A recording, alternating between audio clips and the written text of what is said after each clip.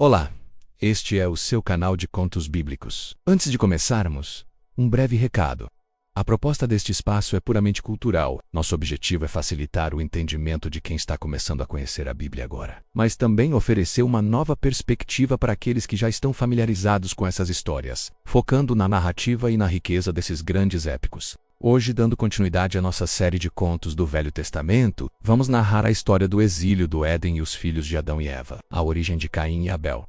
Este relato é baseado nos primeiros capítulos do livro de Gênesis, focando agora nos dias de exílio de Adão e Eva, o nascimento e a criação de Caim, Abel e os seus irmãos. Para compreender a jornada que se inicia agora, é preciso olhar para trás, para além do horizonte das montanhas áridas. A humanidade não começou sua caminhada no cansaço, mas na plenitude. Antes que o tempo fosse contado por dias de trabalho, havia o Éden, representação de um estado de harmonia onde a consciência não era um fardo, mas uma luz. A saída desse jardim, narrada no livro de Gênesis, não foi apenas um deslocamento geográfico, mas uma transformação profunda na alma humana. Adão e Eva cruzaram os limites do paraíso carregando a herança mais pesada de nossa espécie, a nostalgia da perfeição perdida. No mundo exterior, o silêncio místico foi substituído pelo ruído dos elementos. O ar já não era sempre morno. O solo já não oferecia seus frutos sem resistência. O exílio trouxe consigo a descoberta da vulnerabilidade. Ao olharem para trás e verem as sentinelas flamejantes que guardavam o caminho de volta, os primeiros humanos compreenderam que a sobrevivência agora seria uma conquista diária. O suor do rosto, sentenciado no momento da queda,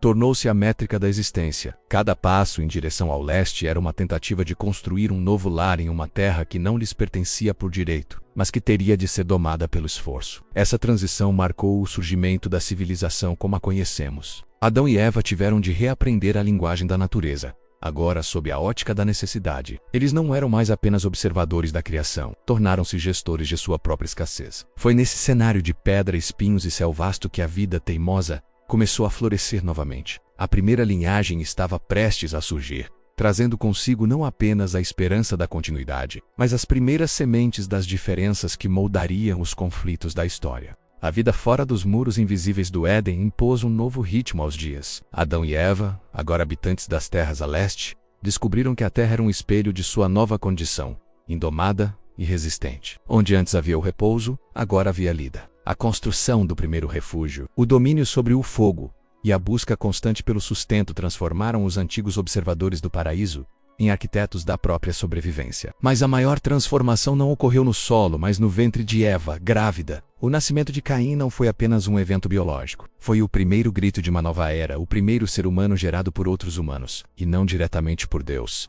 Ao segurarem o primeiro filho nos braços, Adão e Eva viram nele a promessa de que a vida não morreria com eles. No entanto, Caim nasceu em um mundo de contrastes. Enquanto seus pais ainda podiam descrever o perfume das flores do jardim e a suavidade de um tempo sem dor, Caim só conhecia o sol escaldante e o vento seco das planícies. Para o filho mais velho, o Éden era uma narrativa de saudade contada ao redor da fogueira, enquanto a realidade era o cabo da enxada e o esforço para arrancar o pão de um chão coberto de espinhos. Ele cresceu como o símbolo da resiliência, mas também da distância. A educação de Caim foi marcada pela seriedade da subsistência. Ele tornou-se o lavrador, o homem que moldava a terra através da força. Em seu semblante, começava a se desenhar a dureza daqueles que precisam conquistar tudo pelo próprio braço. Adão via no filho a personificação do suor do rosto, mas talvez Eva visse algo mais profundo, a marca de uma geração que já nascia sem a memória direta da presença divina constante. Caim era o herdeiro do mundo real, e sua identidade estava profundamente fincada no domínio da matéria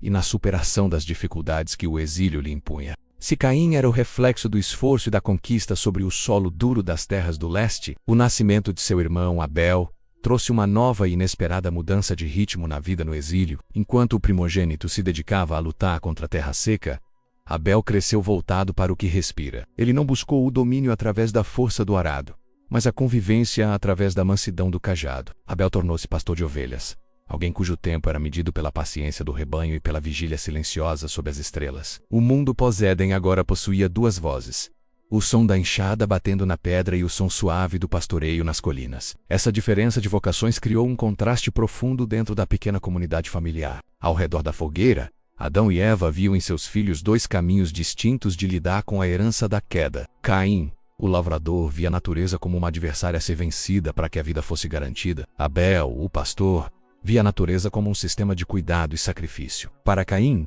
o valor estava no resultado da colheita, no acúmulo do que foi arrancado da terra. Para Abel, o valor residia na preservação da vida e na contemplação do que lhe era confiado. A relação entre os irmãos, que na infância era de descoberta, começou a se transformar sob o peso de suas naturezas diferentes. O exílio havia ensinado a Adão e Eva que a sobrevivência era dura, mas a presença de Abel trazia uma leveza que parecia, por vezes, irritar o espírito combativo de Caim. O primogênito carregava em seus ombros o peso da linhagem e da responsabilidade pela terra, enquanto o mais novo parecia se guiar por uma conexão mais espiritual e menos braçal com o mundo. O campo de trabalho era vasto, mas a comparação, esse sentimento tão humano e tão perigoso, começava a lançar suas primeiras sombras sobre a fraternidade. Com o passar dos anos, a vida no exílio estabeleceu suas próprias liturgias. Adão e Eva haviam ensinado aos filhos que, embora o caminho de volta ao Éden estivesse guardado, a conexão com o Criador não fora totalmente extinta. Ela agora exigia um gesto, um símbolo de reconhecimento da dependência humana. Chegou o momento em que Caim e Abel deveriam apresentar o fruto de seu trabalho. Para Caim, o lavrador, a oferta era o resultado direto de sua luta. Os melhores grãos, os frutos mais robustos colhidos após meses de combate contra o solo. Para Abel, o pastor, a oferta era a entrega da vida. Os primogênitos de seu rebanho, oferecidos com a simplicidade de quem não possui a terra, mas cuida do que nela habita. O que se seguiu não foi uma disputa de riquezas, mas uma revelação de corações. A narrativa nos conta que o olhar divino repousou com agrado sobre Abel e sua oferta, enquanto sobre Caim e seu sacrifício não houve o mesmo brilho de aceitação. A diferença não residia na substância do que foi entregue, se trigo ou cordeiro, mas na disposição da alma de quem entregava. Enquanto Abel oferecia a partir de uma gratidão silenciosa, Caim parecia oferecer como quem apresenta uma fatura de trabalho realizado, esperando um retorno à altura de seu esforço monumental. Ao perceber que sua oferta não ocupava o centro do favor divino, algo se quebrou dentro do primogênito. O rosto de Caim, antes marcado pela determinação do lavrador, tornou-se sombrio de modo que nenhuma colheita farta poderia afastar sua expressão carregada. A aceitação de Abel era como um espelho que refletia a própria dureza interna de Caim.